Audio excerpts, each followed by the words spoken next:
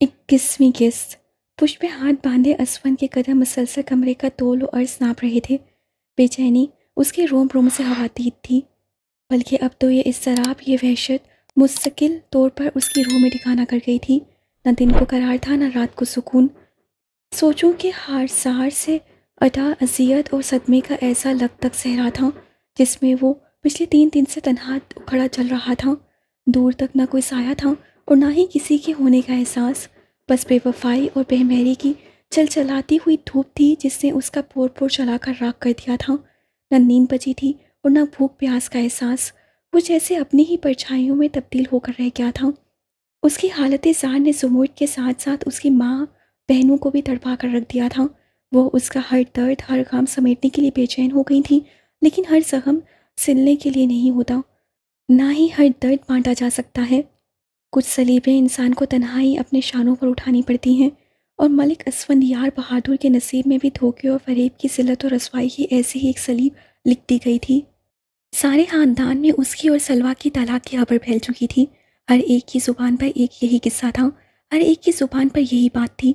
जिसके इल्म में जो भी आया था, जितना भी आया था, वो उसे नमक मिर्च लगा कर आगे पहुंचाने पर तुला हुआ था, क्योंकि बड़े सरकार ने सब घर वालों को इस बारे में बात करने से सख्ती से मना कर दिया था। वो अपने बेटे और अपने घराने की मज़ीद रसवाई नहीं चाहते थे, लेकिन फिर भी बातें ना सिर्फ निकली थीं बल्कि हो पूछाली भी जा रही थीं। उनके मुंह पर ना सही, पीठ पीछे ही सही। गाँव में हर तरफ चामगोइयाँ हो रही थीं। असवंत के लिए ये तमाम हालात बेहद अजियतनाक और सरबरआसमां थे। ऐसे में सुमूद की बातों से उसके दिल में जो मलाल ने एक चुटकी सी भरी थी, वो गुस्से और नफरत की शदीद लहर तले दबकर अपना एहसास खो चुकी थी। सलवा जैसी बेहिस और बेरहम औरत के लिए अब उसके अंदर और बाहर सवाए चलते हुए अंगारों के और कुछ नहीं बचा था, जिसने इंतहाई संगदिली से अपनी ही पैदा करदा औलाद की पूरी ज़िंदगी पर एक सवालिया निशान खड़ा कर दिया था। उसे एक ऐसी माँ का बेटा होने का एहसास बख्श दिया था जो अपने यार के साथ अपनी रात रंगीन करते हुए सरेआम पकड़ी गई थी, जिसकी रुसवाई का तमाशा पूरी हवेली ने देखा था और जिस पर अब एक ज़माना हंस रहा था। असवन का बस नहीं चलता था कि उस मनहूस दिन को किसी स्याह बाप की तरह अपनी ज़िंदगी से निकाल फेंके, जब उसने उससे उसकी इज्जत, उसका मर्तबा, उसकी शान, उसका सुकून, हर चीज़ छीन ली थी, जिसने उसकी हस्ती बस्ती ज़िंदगी को एक भयानक ख्वाब में तब्दील कर दिया था। सब घर वालों का इसरार था कि वो कुछ अरसे के लिए सुमूद और फ़ख्र को लेकर इस माहौल से दूर चला जाए, लेकिन असवन ने उनकी बात को सख्ती से रद्द कर दिया था। हालात से घबरा कर भागना बुज़दिलों का शेवा हुआ करता है, और बुज़दिली उसकी सरशत में शामिल नहीं थी। वो जान तो दे सकता था, लेकिन अपने ही इलाके से मुजरिमों की तरह मुंह छुपाकर निकलना उसे किसी तौर गवारा नहीं था। उससे अपने दिल में अपनी गलती को सुधारने का तहिया कर लिया।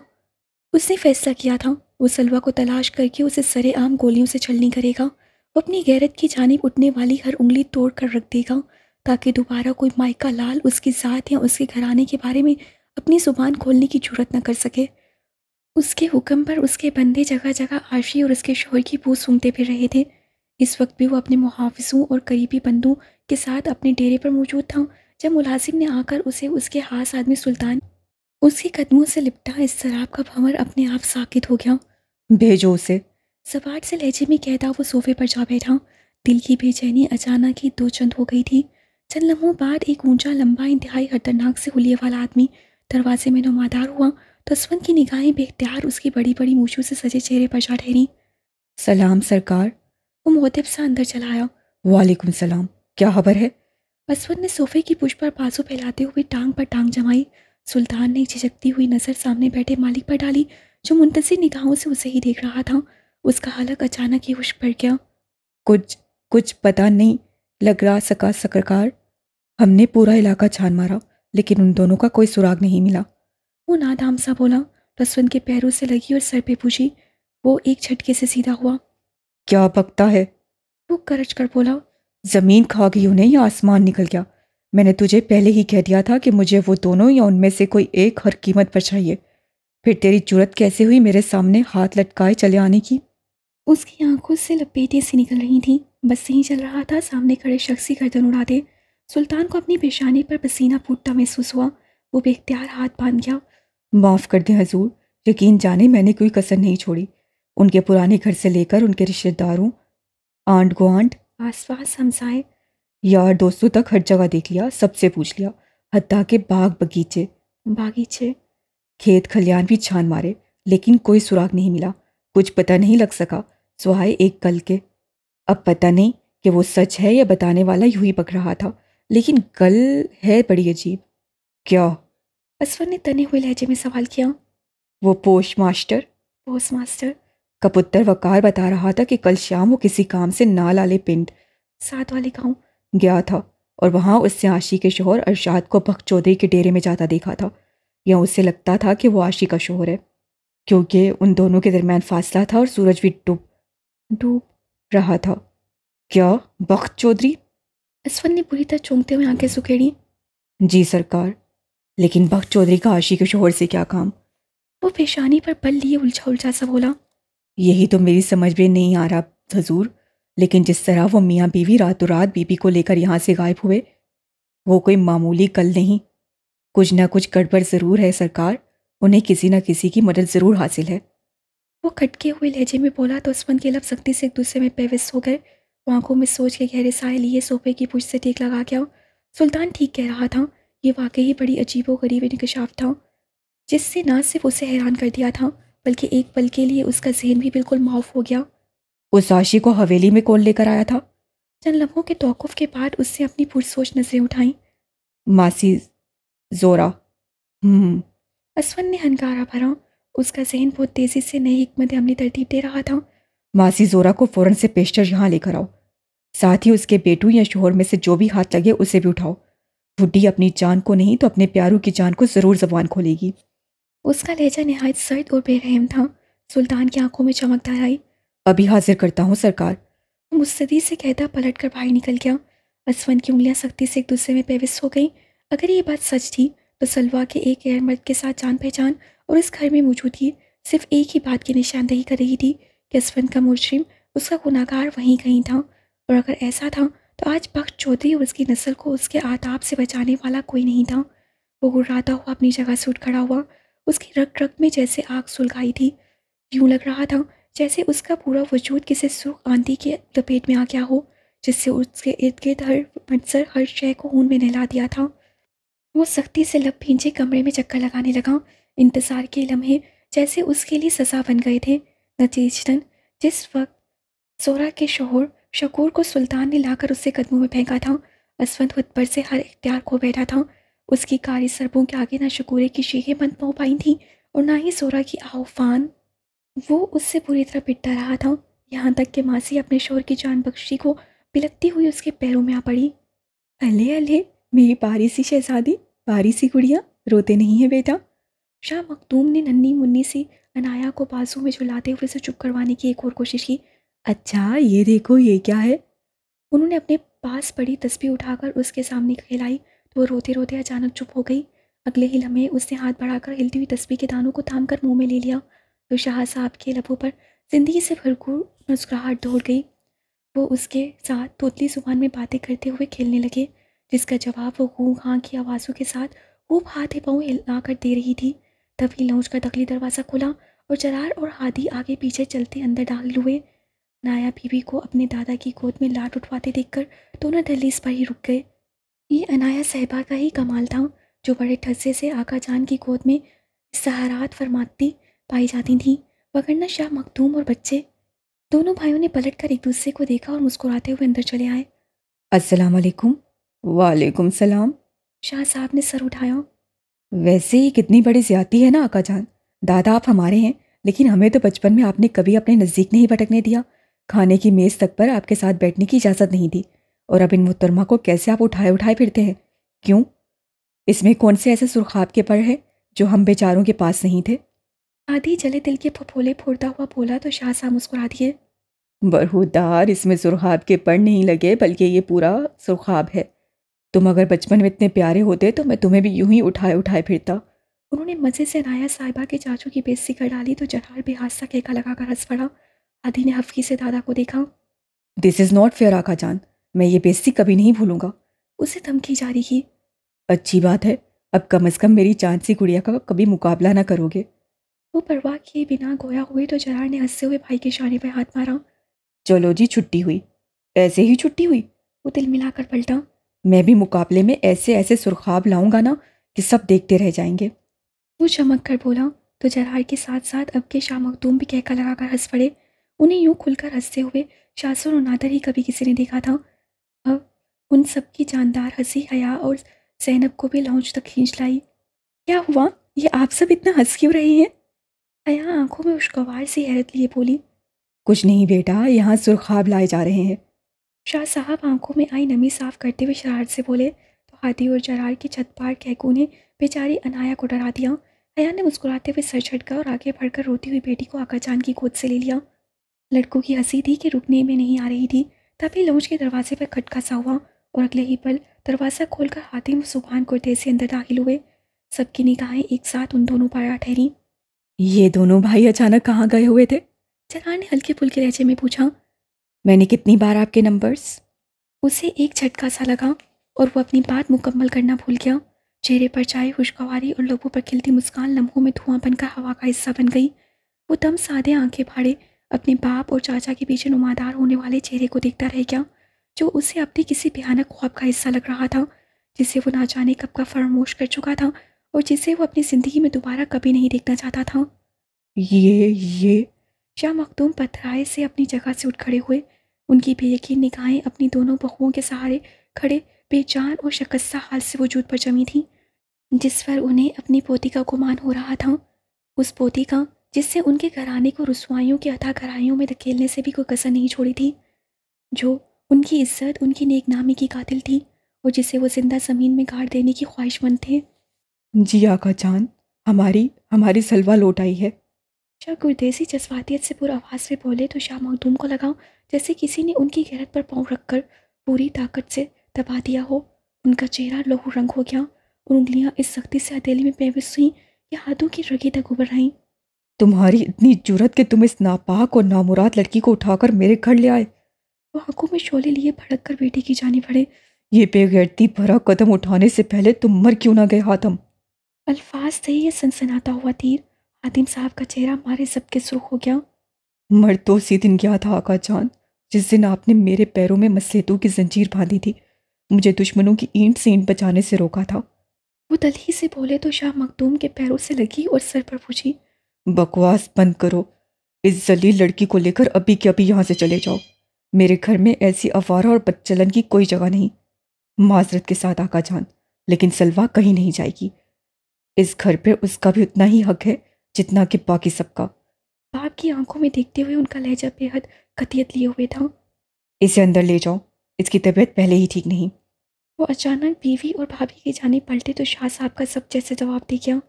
اپنی حد میں رہو خاتم، مت بھولو کہ ابھی بھی یہ گھر میرا ہے۔ ان کی کرجدار تنبیہ پر حاتم گردیسی کے لفظ سختی سے ایک دوسرے میں پیوست ہو گئے۔ وہ چند لمحے کھڑے بے تاثر نظروں سے باپ کا چہرہ دیکھتے رہے اور پھر ایک جھٹکے سے پلٹ کر دروازے کی جانب بڑھ گئے۔ چلو۔ لیکن ہم کہاں جا رہے ہیں؟ پریشان کھڑی طیبہ کے منہ سے اچانک نکلا۔ ہم سب ابھی کے ابھی یہ گھر چھوڑ کر جا رہے ہیں۔ کیا؟ سبھی بھجنگے کھڑے رہ گئے۔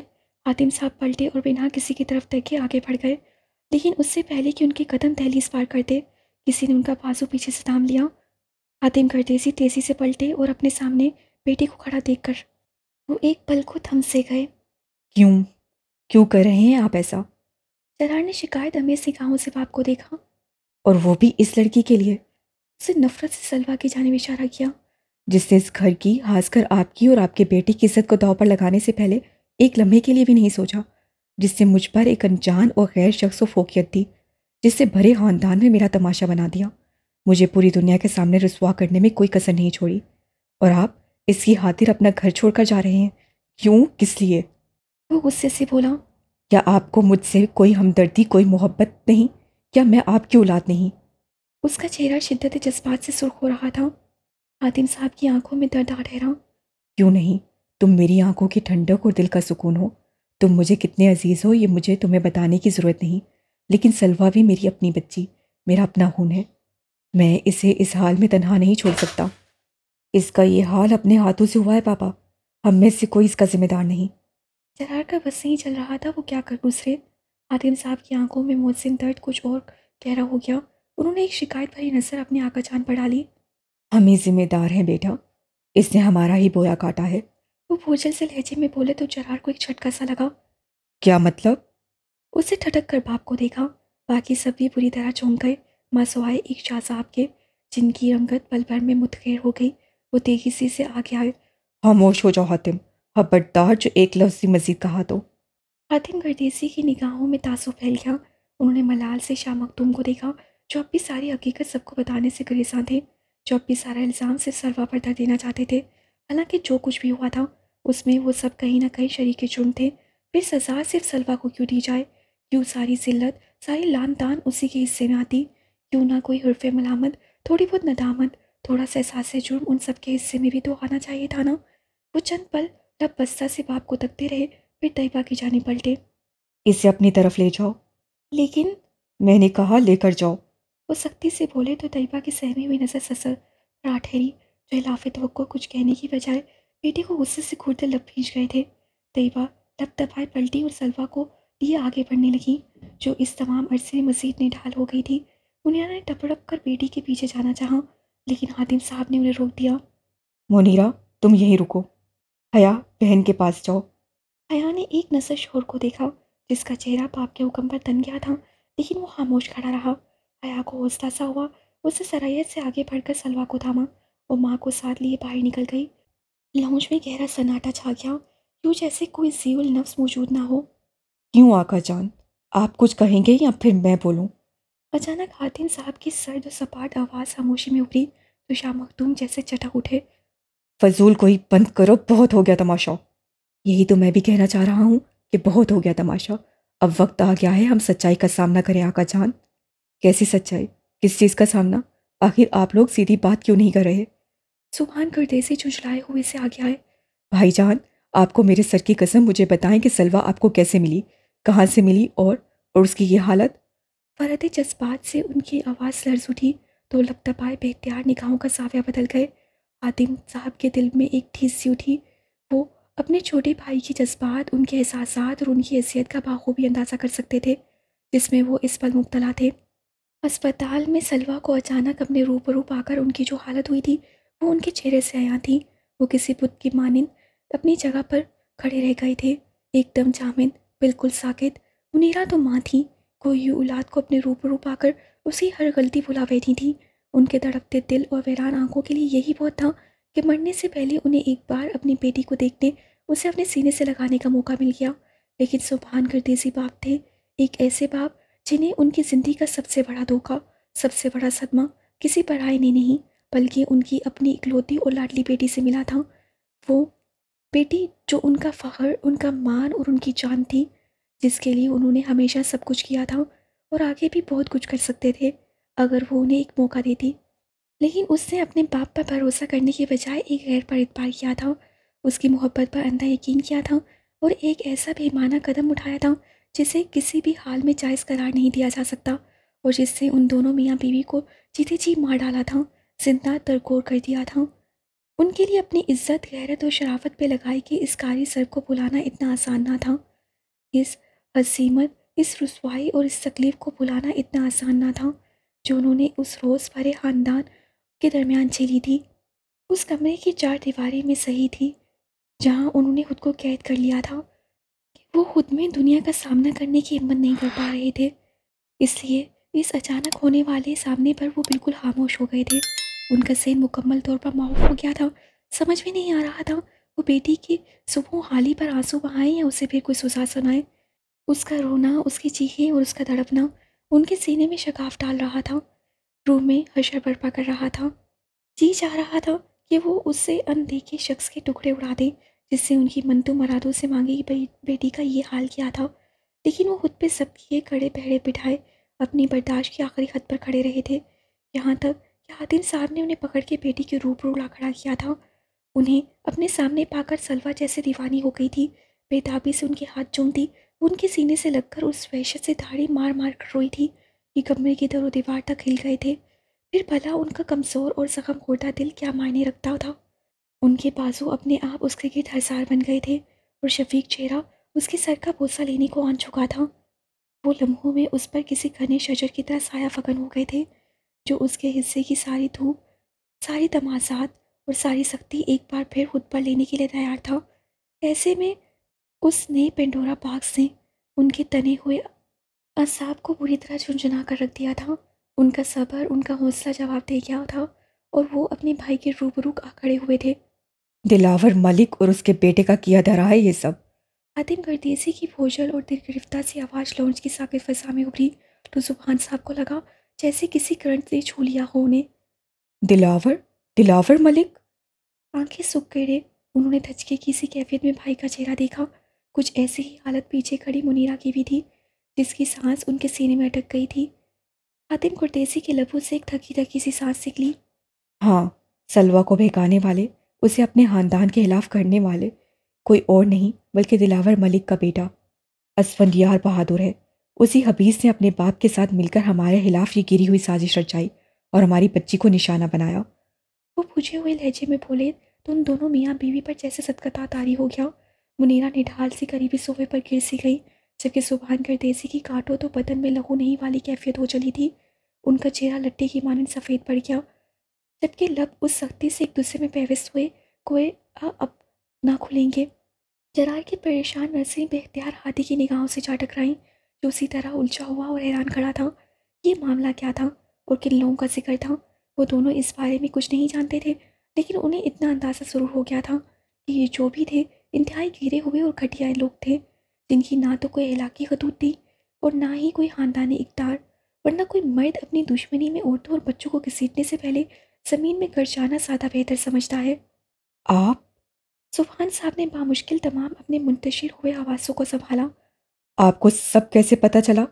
انہوں نے سوالیہ نظروں سے اپنے بڑے بھائی کو دیکھا، جو اس سوال پہ بے اختیار خاموش سے ہو گئے تھے۔ مجھے فون آیا تھا، دلاور نے اپنی جیت کا اعلان مجھے فون کر کے سنایا تھا۔ شاہ صاحب کی روبدار آواز اچانک بلند ہوئی تو سبحان گردیسی کا دل دھک سے رہ گیا۔ وہ حیران سے اپنے باپ کی طرف پلٹے۔ تمہاری لاڈلی کے کارنامے کے اگلے روز، اور آپ نے مجھے بتانے تک کی زحمت نہیں کی؟ انہوں نے دھچکے کی سی کیفیت میں ان کا چہرہ دیکھا۔ کیوں آقا جان؟ کیوں اتنی بڑی بات مجھ سے چھپائی؟ کیوں؟ مٹھیاں بھیجے وہ مارے کرٹ کے چلا اٹھے تھے۔ شاہ مخدوم کا چہرہ انگارے کی مانند تھک اٹھا۔ اس لیے کہ میں ایک قیامت کے بعد دوسری قیامت اپنے گھر پر نہیں توڑ سکتا تھا۔ میں اس بے حیا لڑکی کی خاطر اپنے بچوں کو خون میں نہیں نہلا سکتا تھا۔ آپ کے بچے؟ انہوں نے دکھ سے دہرایا۔ اور میری بیٹی، کیا وہ آپ کی اولاد آپ کا خون نہیں تھی جو آپ نے اسے ظالموں کے شکنجے سے چھڑانا ضروری نہیں سمجھا؟ کیسا شکنجا؟ شاہ صاحب کی پیشانی کے بل گہرے ہو گئے۔ تمہاری بیٹی کو کسی نے اغوا نہیں کیا تھا، بلکہ وہ اپنی رضا اپنی خوشی سے اس لڑکی کے ساتھ گھر سے بھاگی تھی۔ اس لڑکی کے ساتھ عشق و عاشقی کی پینگیں اس سے خود بڑھائی تھیں۔ اس بدبخت کے کردار کی کمزوری نے ہمارے دشمنوں کے ارادوں کو مضبوطی بخشی، ورنہ ان بیگارتوں کی کیا مجال تھی کہ ہماری دستار کی طرف میلی نظر سے بھی دیکھ جاتے۔ وہ نفرت سے بولے تو سبحان صاحب اپنی جگہ پر سن ہو گئے۔ انہیں یقین نہیں آ رہا تھا کہ وہ یہ سب اپنے باپ کے منہ سے سن رہے تھے۔ ان کے چہرے پر سردی کھنٹی دیکھ کر حاتم گردیسی تیزی سے آگے آئے۔ خدا کا واسطہ ہے آقا جان، بس کر دے، یہ وقت ان باتوں کا نہیں۔ کیوں نہیں؟ وہ ایک جھٹکے سے اس کی جانب لپٹے۔ بہت شوق ہے نا تمہیں سچائی کا سامنا کرنے کا؟ انہوں نے ایک گہر آلودہ نظر بیٹے کے چہرے پر ڈالی۔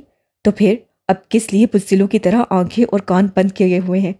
کیوں اس حقیقت سے نظر چرا رہے ہو کہ کھوٹ ہمارے سکے میں تھی، کمی ہماری اولاد میں تھی؟ ان کی بات پہ حاتم صاحب کے لفظ سختی سے ایک دوسرے میں پیوست ہو گئے۔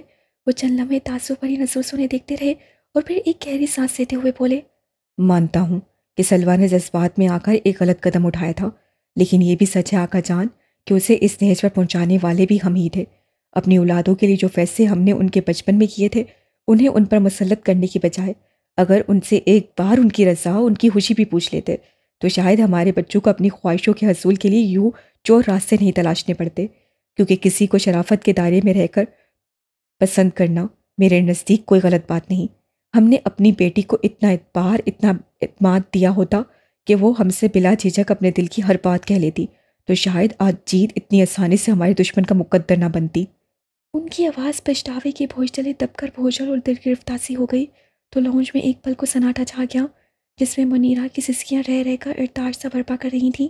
یہ ارتاش ان سب کے دلوں پہ چھائی سوگواری میں اضافہ کر رہا تھا، ان کی تھکاوٹ کو بڑھا رہا تھا کہ بہرکیف جو کچھ بھی ہوا تھا، اس کی اذیت، اس کے درد کو ان سب نے ہی اپنی اپنی جگہ پر جھیلا تھا، برداشت کیا تھا، اور وہ تاحال اس نقصان کے اثر سے نہ نکل پائے تھے۔ میں نہیں جانتا کہ سارے قصے میں اصل قصوروار کون ہے، لیکن مجھے اس بات کا احساس ضرور ہے آقا جان کہ آج سلویٰ کے ساتھ جو کچھ بھی ہوا وہ صرف اور صرف ہماری وجہ سے ہوا۔ اس نے ان ذلیل اور کمینے لوگوں کے ہاتھوں وہاں جتنے بھی دکھ اٹھائے، جو بھی تکلیفیں سہیں، وہ صرف اور صرف ہماری بیٹی ہونے کے جرم میں سہیں، ورنہ اس معصوم کا اپنا کوئی قصور نہ تھا۔ اس سے تو محض اپنے دل کی خوشی چاہی تھی۔ ایسے میں ہماری سالوں پرانی عداوت کی آگ کب اور کیسے اس کے دامن سے آ لپٹی، وہ بیچاری کیا جانے۔ اس لیے میرے نزدیک اب یہ حساب برابر ہوا۔ اگر سلویٰ ہماری گناہ گار ہے تو ہم بھی اس کے اتنے ہی مجرم ہیں۔ اس لیے انصاف کا تقاضا یہی ہے کہ اسے معاف کر دیا جائے، کیونکہ اگر ہم ایسا نہیں کریں گے تو اللہ کے حضور جواب دہ ہوں گے، اور میں اپنے رب کی پکڑ میں نہیں آنا چاہتا، کسی صورت نہیں، کبھی نہیں۔ باپ کی آنکھوں میں دیکھتے ہوئے انہوں نے قطعیت سے نفی میں سر ہلایا تو شاہ مخدوم کے تنے ہوئے چہرے پر شکستگی کے آثار در آئے۔ وہ چند لمحے کھڑے انہیں ساکت نظروں سے تکتے رہے، پھر پلٹ کر اپنے کمرے کی جانب بڑھ گئے۔ ان کے جاتے ہی پیچھے سناٹا چھا گیا، ایسے جیسے طوفان کے بعد کسی خاموشی چاروں اور چھا گئی ہو۔ حاتم صاحب کی نگاہیں بے اختیار اپنے بھائی پر آ ٹھہریں، جو جھکے شانوں اور غمزدہ چہرے کے ساتھ اپنی عمر سے کئی گنا بڑا لگنے لگ رہا تھا، یوں جیسے لمحوں میں صدیوں کا سفر طے کر آیا ہو۔ ان کے دل پہ ہاتھ سا پڑا، وہ دھیرے سے آگے بڑھے اور نرمی سے انہیں بازو سے تھام لیا۔ آؤ سبحان، بیٹی کے پاس چلو، اسے اس وقت تمہاری اشد ضرورت ہے۔ ان کے شفیق لہجے پر سبحان گردیسی نے اپنی جھکی نظریں اٹھائیں۔ سامنے ہی حاتم صاحب کا پرخلیص، بے غرض اور بے رایا چہرہ مایوسی کے اس امک اندھیرے میں روشنی کی کرن بن کر جگمگایا تھا۔ سبحان صاحب کا دل پانی بن کر بہنے لگا۔ اس میں کوئی شک نہ تھا کہ ان کے بڑے بھائی نے زندگی کے ہر موڑ پر ان کا ساتھ بڑے احسن طریقے سے نبھایا تھا۔ وہ ان کے دوست بھی تھے، ان کے رہنما بھی، ان کے بھائی بھی تھے اور ان کے ساتھی بھی۔ لیکن آج جو کچھ انہوں نے ان کی اولاد اور ان کی ذات کے لیے کیا تھا، وہ ان کی زمین، ان کا آسمان بن گئے تھے، وہ ان کی کل کائنات بن گئے تھے۔ وہ صحیح معنوں میں ان کے باپ ان کا سائبان بن گئے تھے، اور اپنے اس سائبان کو دینے کے لیے ان کے پاس آنسوؤں کے سوا اور کچھ نہ تھا۔ ان کی آنکھوں سے نکلنے والا پہلا قطرہ حاتم صاحب کو چکھا گیا تھا، لیکن اس سے پہلے وہ کچھ کہتے سبحان گردیسی کسی ٹوٹے ہوئے شہتیر کی طرح ان کے سینے سے آ لگے تھے، اور اس طرح بکھر کر روئے تھے کہ وہاں موجود ہر آنکھ اشک بار اور ہر دل غم سے چور ہو گیا تھا۔ گاؤں کی کچی پکی سڑک پر 3 گاڑیاں اندر دھند ایک دوسرے کے پیچھے بھاگتی دھواں اور مٹی کے گہرے بادل اڑاتی چلی آ رہی تھیں، یوں جیسے اپنی راہ میں آنے والی ہر رکاوٹ کو اڑا کر رکھ دیں گی۔ ان کی دہشت دیکھنے والوں پر ایک خوف طاری کر رہی تھی۔ صاف دکھ رہا تھا کہ سواریوں کے ارادے کسی صورت نیک نہ تھے۔ وہ بنا رکے بنا سنبھلے ہوا سے باتیں کرتی چلی گئی تھیں، یہاں تک کہ منزل بالکل قریب آ گئی تھی۔ اسود کے مسلح بندے ایک ہی جس میں اوپن جیبوں سے اتر کر بخت چودھری کے ڈیرے میں داخل ہو گئے تھے، اور دیکھتے ہی دیکھتے انہوں نے وہاں تمام بے خبر ملازمین کو انتہائی ہوشیاری اور خاموشی سے اپنی بندوقوں کی زد پر لے لیا تھا۔ اسود نے ایک فاتحانہ نظر احاطے میں کھڑے بے دمت و با افراد پر ڈالی تھی، اور شاہ نے بے نیازی سے چلتا ہوا اندر کی جانب چلا آیا تھا۔ اس کی اطلاع کے مطابق اس وقت بخت چودھری اپنے ڈیرے پر ہی موجود تھا۔ بیٹھک کے سامنے پہنچ کر اس سے درمیان میں قائل دروازے کو ایک زوردار ٹھوکر لگائی تھی۔ نتیجتاً دروازہ دھاڑ کی آواز کے ساتھ پورا کا پورا کھل گیا تھا، اور وہ اپنے مجرموں کے روبرو آ گیا تھا۔ تم یہاں کیا کر رہے ہو؟ اسود کے چہرے پر نگاہ پڑتے ہی بخت چودھری ایک جھٹکے سے اپنی جگہ سے اٹھے تھے۔ کچھ ایسا ہی رد عمل وہاں موجود باقی افراد کا بھی تھا، جن میں بلند سمیت اس کے باقی 2 بھائی، بخت چودھری کا منشی اور عاشی کا شوہر ارشاد شامل تھا۔ عجیب اتفاق تھا کہ وہ سب اس وقت وہاں بیٹھے اسی موضوع پر بات کر رہے تھے۔ بخت چودھری اور ان کے منشی کے علاوہ اور کوئی بھی سلویٰ گردیسی کے بارے میں نہیں جانتا تھا، اس لیے جب انہوں نے بیٹوں کو ساری حقیقت کھول کر بتائی تو وہ اپنی جگہ پر حیران رہ گئے تھے۔ سلویٰ دلاور ملک کے بیٹے اسود یار ملک کے ساتھ بھاگی تھی، انہیں یقین نہیں آ رہا تھا۔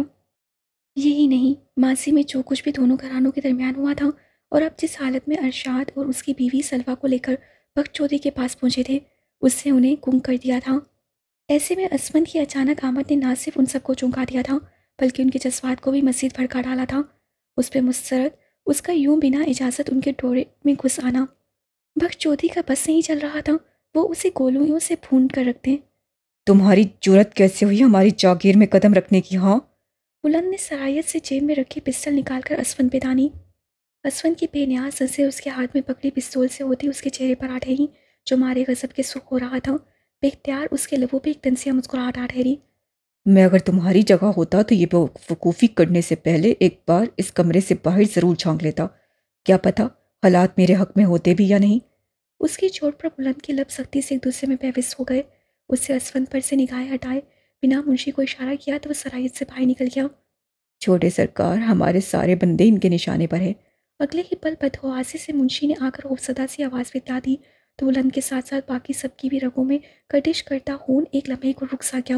اسفند نے ایک تمسخرانہ نظر ان سب پر ڈالی جو اولین جھٹکے کے بعد اب خونخوار نگاہوں سے اسے دیکھتے ہوئے اپنی برداشت کی آخری حد پر کھڑے تھے۔ وہ مسکراتا ہوا آگے بڑھا اور مضبوط قدموں سے چلتا صوفے کے وسط میں آ بیٹھا۔ بلند نے کسی تلخ خون کی طرح اپنا ہاتھ نیچے کر لیا، حالانکہ اپنی یہ پسپائی اسے مارے دے رہی تھی۔ تمہیں یہ بدماشی بہت مہنگی پڑے گی ملک اسفند یار۔ اسے دانت پیسے۔ بدماشی؟ ابھی تو میں نے بدماشی شروع بھی نہیں کی چودھری بلند بخت۔ وہ اس کی آنکھوں میں دیکھتا سرد لہجے میں بولا تو بخت چودھری کا سب جواب دے گیا۔ بکواس بند کرو اور سیدھے طریقے سے بتاؤ کہ تمہاری اس گھٹیا حرکت کا کیا مطلب ہے۔ سیدھا طریقہ؟ اسفند نے بن میں اچکائیں۔ تو چلو پھر تم پہلے یہ بتاؤ کہ یہ چوہا تمہارے بل میں کیا کر رہا ہے؟ صوفے کی پوچھ پر بازو پھیلاتے ہوئے اسے پرسکون سے انداز میں پیچھے دیوار کے ساتھ چپکے کھڑے ارشاد کی طرف اشارہ کیا تو اس کا تھر تھر کامتا وجود ہلدی میں نہا گیا۔ بخت چودھری نے ٹھٹک کر اسے دیکھا۔ یقیناً اسے کسی بات کی بھنک پڑ گئی تھی، لیکن وہ جلد بازی میں کوئی غلطی نہیں کرنا چاہتے تھے، اس سے انجان بن گئے۔ تمہیں اس سے کیا؟ وہ رکھائی سے بولے۔ یہ بھی خوب کہی۔ اس سے سزائیہ انداز میں انکارا بھرا۔ لیکن وہ کیا ہے نا چودھری صاحب کہ اگر یہ چوہا تمہارا پالا ہوا تھا تو یہ میری حویلی میں کیا کر رہا تھا؟ گہری نظروں سے انہیں دیکھتا وہ معنی خیز انداز میں بولا تو ایک پل کے لیے بخت چودھری کی سمجھ میں نہیں آیا کہ وہ اسے کیا جواب دیں۔ یہ ہمارا پالا ہوا نہیں۔ بلند اچانک سے بولا تو اسفند کی نگاہیں بے اختیار اس پہ آ ٹھہری۔ اسے کام کی ضرورت تھی سو ہم نے اسے رکھ لیا۔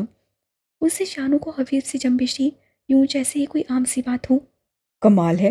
اسفند نے مصنوعی حیرت سے تھوڑی کھجائی۔ کیونکہ جہاں تک مجھے یاد پڑتا ہے میں نے تو اسے نوکری سے نہیں نکالا۔ وہ ٹھہرے ہوئے لہجے میں بولا تو بلند کے لب ایک دوسرے میں پیوست ہو گئے۔ اسفند نے ایک برفیلی نظر ان چاروں باپ بیٹوں پر ڈالی اور اپنی جگہ سے اٹھ کھڑا ہوا۔ تو اب آتے ہیں سیدھی بات پر، سلوہ کہاں ہے بخت چودھری؟ سرسراتے لہجے میں کہتا وہ دھیرے دھیرے قدم اٹھاتا ان کے مقابلہ کھڑا ہوا تو بخت چودھری نے بھی سارے حساب بے باک کرنے کی ٹھان لی۔ وہیں جہاں اسے ہونا چاہیے۔ وہ بنا کسی ردد کے بولے۔ اسفند یار کے لبوں پر ایک سہیلی سی مسکراہٹ آ کر غائب ہو گئی۔ تمہارا مطلب ہے تمہاری خوابگاہ میں یا پھر تمہارے بیٹوں میں سے کسی ایک کے بستر؟ اسفند!